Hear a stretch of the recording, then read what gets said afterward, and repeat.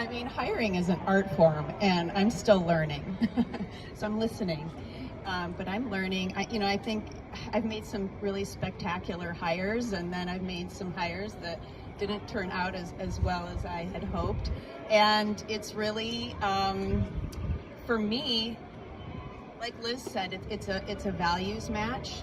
I mean, the competence has to be there, but the values have to be there, and there has to be, the integrity, the accountability, the passion for the mission and what we're trying to do in the community.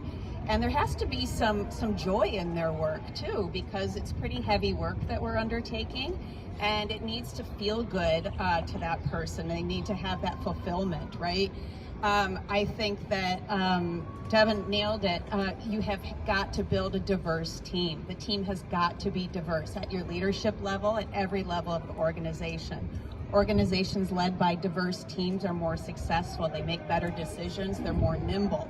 You have to have that diversity of background and voices on your team if you're going to be successful, and if you're serving the community, your community needs to be reflected on your team. So that's a big, important thing. And I think coming into an organization as an executive, you come in and you inherit a team, there's a real opportunity there. And so I would, counsel you to take some time and really pay attention, because on that team there could be some folks who, hey, maybe it's time for them to look at doing something different. And maybe there are leaders who are kind of in the wings, who are ready to step up, right? I've got a couple of them here with me here. Who have some of our really fantastic leaders, a couple right here in the front too. And so yeah, it's really listening, it's observing it. And I think in my career, some of my greatest joys have been in seeing the potential in a colleague or someone I'm mentoring or someone I'm working with, and then helping them to see that potential too, and helping them really step into their power. It is such a great thing, even when they think they're not ready, or if they hadn't considered that for themselves. I always tell folks, especially young women who ask me for advice, is if you get tapped on the shoulder, just say yes. You will figure it out. You can do it.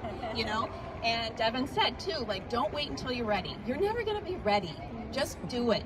I'm wearing a necklace today. It says "Do epic shit." I actually was at church before this, and I turned it around when I went for communion. But then afterwards, I was like, maybe the priest needed to see this too, right? Yes. We all need to be reminded that we can do epic shit. So take up your space, ladies. Take up your space and do epic shit. And reach out to the people who can help you get there, because there's so many people who want to help you. That's